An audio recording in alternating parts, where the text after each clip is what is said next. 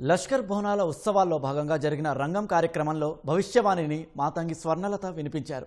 ఈ ఏడాది కుంభవర్షాలు ఉన్నాయని, ప్రజలు కొట్టుకుపోయే పరిస్థితి ఉందని చెప్పారు. ప్రాణ నష్టం, అగ్ని ప్రమాదాలు సంభవిస్తాయని భవిష్యవాణిలో తెలిపారు.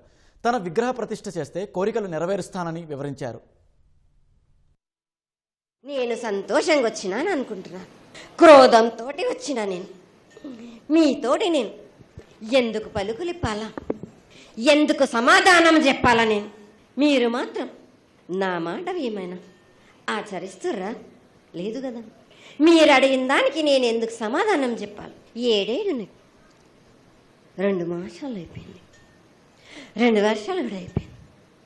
నా విగ్రహ ప్రతిష్ఠ చేస్తానని మాట తీసుకుంటున్నారు కానీ మీరు మాత్రం చెయ్యట్లేరు. మీరు కానీ నా ఆగ్రహానికి మీరు గురి అవుతున్నారు. ఇప్పుడు మాత్రం నేను మీ మాట ప్రకారమే నేను 7 ఏళ్ళు నేను సంతోషంగా ఆనందంగా సరిపెట్టుకుంటున్నాను.